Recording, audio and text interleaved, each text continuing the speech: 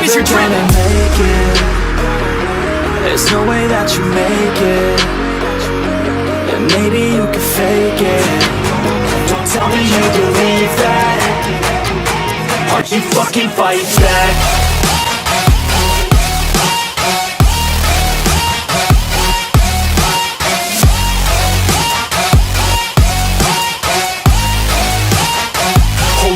Fucking fight back. You fucking fight back. You fucking fight back. Καριερίστες, Χριστός Ανέστη. Μια τόσο όμορφη μέρα για την Ορθοδοξία μας σήμερα και εμείς εδώ στο κέντρο της Ευρώπης, πιστοί στο ραντεβού μας, να σας ευχηθούμε ο Αναστάς Χριστός με το φως του να διαλευκάνει κάθε σκοτεινό σημείο στη ζωή σας, να μας φωτίζει, να αντιμετωπίσουμε όλες τις κακουχίες της ζωής και σύντομα να μας λυτρώσει από αυτούς τους χαλεπούς καιρούς που διαβαίνουμε. Επέλεξα για το δεύτερο επεισόδιο της σειράς των εκπομπών Χότο να μιλήσουμε για τις 5 πιο συχνές ερωτήσεις που θα αντιμετωπίσετε σε μια επαγγελματική συνέντευξη. Και για να σας προλάβω την απορία που τις ξέρω αυτές τις 5 ερωτήσεις, θα σας πω ότι τα τελευταία 2 χρόνια συνηθίζω να κάνω αίτηση για ανοιχτές θέσεις εργασίας σε όλο τον κόσμο. Και αυτό για 2 πολύ βασικούς λόγους. Πρώτον, γιατί κρατάω τον εαυτό μου σε εγρήγορση στο περιβάλλον μιας συνέντευξης. Και δεύτερον, προετοιμάζω τον εαυτό μου για το επόμενο επίπεδο. Μέσα από τη συνέντευξη μπορώ να αναγνωρίσω τις αδυναμίες μου και όλους τους τομείς που πρέπει να βελτιώσω ώστε να επιτύχω στο επόμενο στόχο της προσωπικής μου καριέρας. Σας θέτω βέβαια έναν απαράβατο κανόνα, μάλλον 2. Δεν θα πάτε σε καμία συνέντευξη για εργασία χωρίς να έχετε διαβάσει πολύ καλά την περιγραφή του ρόλου, αφενός, και αφετέρου να ξέρετε στοιχεία για την εταιρεία που πάτε να υπηρετήσετε. Στοιχεία που αφορούν την εταιρική τους ευθύνη, στοιχεία που αφορούν τη δυναμική της εταιρείας και φυσικά τον ανταγωνισμό της. Να ξέρετε ότι οι επαγγελματικές συνεντεύξεις κινούνται γύρω από 3 βασικούς πυλώνες. Στον πρώτο πυλώνα θα εξετάσουν το κίνητρό σας, το λόγο που θέλετε να αλλάξετε εργασία και ενδεχομένως το πόσο ικανοποιημένοι θα είστε στο καινούριο εργασιακό περιβάλλον με τις απολαβές που θα ζητήσετε. Συνήθως γίνεται από κάποιον αντιπρόσωπο του ανθρωπίνου δυναμικού της εταιρείας. Στο δεύτερο πυλώνα θα εξεταστεί η τεχνογνωσία σας. Είναι καθαρά τεχνικό κομμάτι το πόσο μπορούν οι δεξιότητές σας και οι γνώσεις σας να προσαρμοστούν στις ανάγκες της θέσης. Και στο τρίτο κομμάτι θα εξεταστεί η συμπεριφορά σας γύρω από την ομάδα, πώς μπορείτε να διαχειριστείτε αντιρρήσεις ή πώς μπορείτε να αντιμετωπίσετε κάποια ενδεχόμενη διένεξη. Βέβαια, οι 5 ερωτήσεις δεν είναι αρκετές για να σας δώσουν τη θέση εργασίας. Υπάρχουν πολλά τα οποία πρέπει να συνδυαστούν. Από το πώς θα πάμε στη συνέντευξη ντυμένοι, τι ώρα θα πάμε εκεί, τι γλώσσα σώματος θα εφαρμόσουμε, το πώς θα συμπεριφερόμαστε και εννοείται το πώς θα απαντάμε στις ερωτήσεις που μας κάνουν. Πριν ξεκινήσουμε με τις ερωτήσεις και τις απαντήσεις, τις οποίες ας πούμε τώρα ότι διεκδικώ εγώ μια θέση λογιστή σε μια φαρμακοβιομηχανία, θέλω να υιοθετήσετε τον τρόπο σκέψης πίσω από αυτές. Και ο τρόπος σκέψης δεν είναι τίποτε άλλο από τη διακριτική ευχέρεια του να αντιληφθώ τι ακριβώς με ρωτάνε, ώστε να απαντήσω εντός θέματος, να το αιτιολογήσω, να μιλήσω με παραδείγματα και να έχω ως δεδομένο ότι είναι αμοιβαίο και κοινό το καλό. Είμαι εδώ για να προσφέρω η εταιρεία να κερδίσει από εμένα, αλλά είμαι και εδώ για να κερδίσω από την εταιρεία. Πάμε λοιπόν να δούμε τις ερωτήσεις. Πες μας, γιατί διάλεξες να δηλώσεις για αυτή τη θέση του λογιστή στην εταιρεία μας.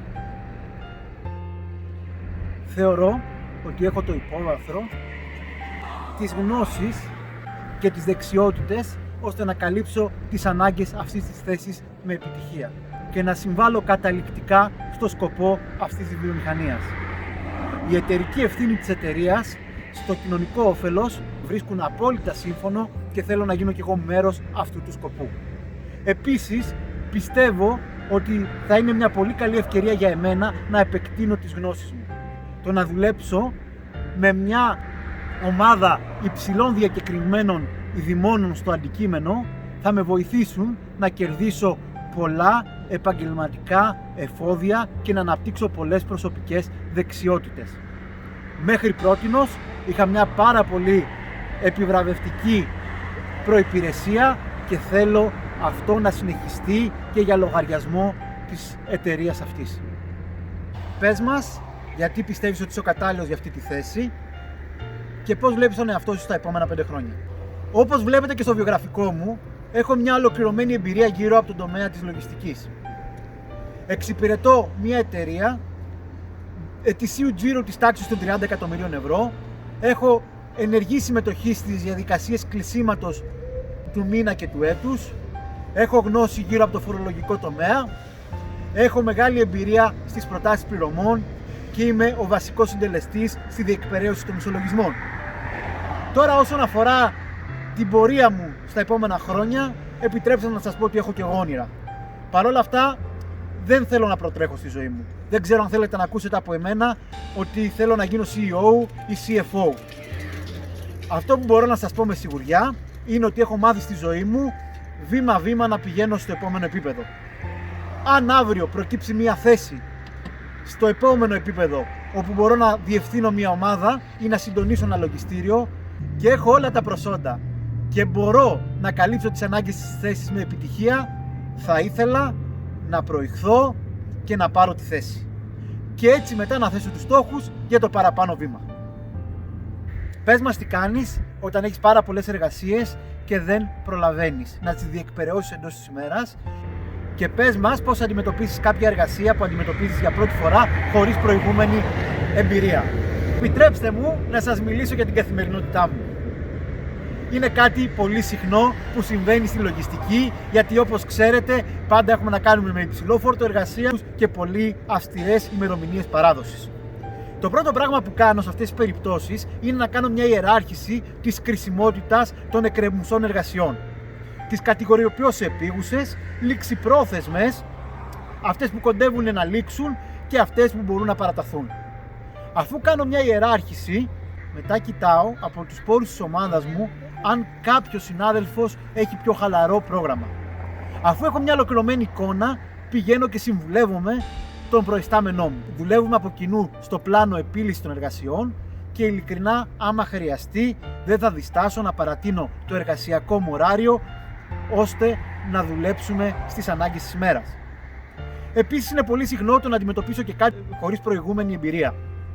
Σε αυτές τις περιπτώσεις, αυτό που κάνω είναι να ρωτήσω και να συμβουλευτώ παλαιότερους συναδέλφους, μέλη της ομάδας μου, ενδεχομένως και τον προϊστάμενό μου, αν μπορούν να με κατευθύνουν. Θα ρωτήσω αν υπάρχει κάποια διαθέσιμη βάση δεδομένων όπου μπορώ να αντλήσω κάποια πληροφορία, και αν τίποτα από αυτά δεν ευδοκιμεί, θα κάνω μια αναζήτηση στο διαδίκτυο και αν πάλι δεν μπορώ να βγάλω κάποια άκρη, τότε θα αποτεθώ στην πηγή του προβλήματος, από εκεί όπου έχει δημιουργηθεί, ώστε ο πάροχος να μου πει πώς το σχεδίασε, τι φιλοσοφία υπάρχει από πίσω και από κοινού να δουλέψουμε στη λύση του προβλήματος. Πες μας πώς λειτουργείς μέσα σε ένα ομαδικό περιβάλλον και πώς διαχειρίζεσαι πιθανές αντιρρήσεις ή κάποια μελλοντική αντιπαράθεση. Το να δουλεύεις σε ένα ομαδικό περιβάλλον είναι ταυτόχρονα και δημιουργικό και επιβραβευτικό, αλλά από την άλλη και προκλητικό. Δημιουργικό και επιβραβευτικό γιατί μέσα από το σύνολο μιας ομάδας πολλές διαφορετικές ιδέες μπορούν να συμβάλλουν καταληκτικά στην επίλυση ενός προβλήματος ή στην παράδοση ενός άρτιου αποτελέσματος. Από την άλλη όμως είναι προκλητικό γιατί διάφορες διχογνωμίες μπορεί να φέρουν μια πιθανή αντιπαράθεση. Επιτρέψτε μου όμως να μην το πω αντιπαράθεση. Είναι μια διαφορετική θέση, μια διαφορετική εκτίμηση του εν λόγω προβλήματος και της εν λόγω κατάστασης. Θα πω μια τυπική ασυμφωνία. Σε αυτές τις περιπτώσεις πάντα τις προσεγγίζω με σεβασμό και ως ένας καλός ακροατής. Αν υπάρχει κάποια συμφωνία ή κάποια αντιπαράθεση, θα προσπαθήσω να ξεκινήσω μια πρώτη κουβέντα με τον άνθρωπο με τον οποίο διαφωνούμε. Αν δεν μπορούμε να βρούμε κοινό έδαφος, τότε θα αποταθώ στον προϊστάμενό μου. Αυτή είναι η τεχνική που ακολουθώ σε αυτές τις περιπτώσεις. Αλλά στη μέχρι πρότινος εμπειρία μου, ουδέποτε χρειάστηκε κάποια ακραία λύση. Όλες οι καταστάσεις προσεγγίστηκαν με σεβασμό και κατανόηση από τις δύο πλευρές και βρέθηκε κοινό έδαφος. Πες μας, ποια πιστεύεις ότι είναι τα προσόντα σου, ποιες είναι οι καλές σου δεξιότητες σε σχέση με αυτή τη θέση και κάποιες από τις αδυναμίες σου. Επιτρέψτε μου να σας πω ότι έχω πολύ καλές οργανωτικές δεξιότητες και είμαι άριστος στη διαχείριση χρόνου, ώστε να παραδίδω όλες τις εργασίες εντός προθεσμιών. Εξάλλου, αυτή είναι και η ζωή ενός λογιστή, δηλαδή η καθημερινότητά μου. Επίσης, διαβάζοντας το βιογραφικό μου, έχετε δει ότι έχω μεγαλώσει μέσα σε κοινωνικές ομάδες και δραστηριοποιούμε με διάφορα κοινωνικά σύνολα. Αυτό με έχει κάνει στο να είμαι πάρα πολύ προσαρμοστικός και να μπορώ να δουλέψω με ομάδες και να φέρνω και αποτελέσματα με τις ομάδες. Θα δείτε ότι έχω μια πολύ επιβραβευτική καριέρα μέχρι τώρα, είτε σε ομαδικό είτε σε ατομικό επίπεδο. Και αυτό συμβαίνει επειδή είμαι τελειομανής και δίνω βαρύτητα στη λεπτομέρεια. Τώρα, μιλώντας για τα αρνητικά μου, έχω και από αυτά. Η τελειομανία μου καμιά φορά λειτουργεί λίγο αρνητικά και με κάνει να παρασύρωμαι από τις λεπτομέρειες. Επίσης, είμαι και ενθουσιώδης και παρορμητικός. Βέβαια, δουλεύω στο να το λύσω αυτό, δίνοντας πλέον χρόνο στον εαυτό μου πριν πάρω κάποια απόφαση ή πριν κάνω μια εμβρασμό ενέργεια. Αυτό έχει λειτουργήσει θετικά και έχω περιορίσει πάρα πολύ την πιθανότητα λάθους. Αυτά έχω να σας πω. Καριερίστες, αυτό ήταν και το επεισόδιο με τις 5 πιο συχνές ερωτήσεις που μπορείτε να αντιμετωπίσετε σε μια συνέντευξη.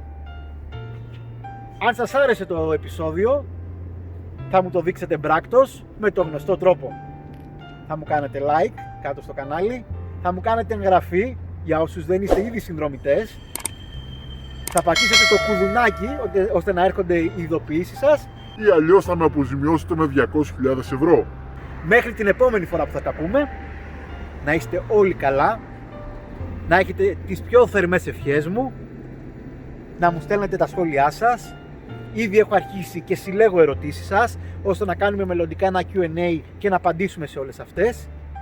Αυτά από την όμορφη Βουδαπέστη. Ήμουνα ο Κώστας, ήταν το Καριερίστα Lab, είναι ο Δούναβης. Την καληνύχτα μου και την αγάπη μου. Θα τα πούμε στο επόμενο επεισόδιο. Φιλιά καριεριστές, γεια σας. Στον πρώτο πυλώνα θα εξετάσουν το κίνητρό σας, το λόγο που θέλετε να αλλάξετε το χώρο εργασίας σας, το λόγο που θέλετε να πάτε. Hello my friend. Come here. What gimnak? Elizabeth.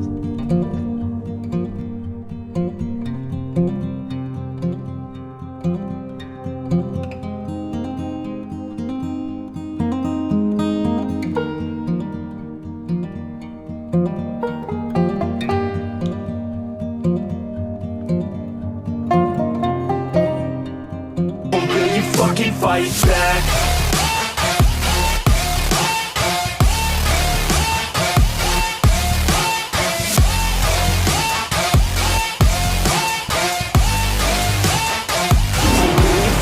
Fight back.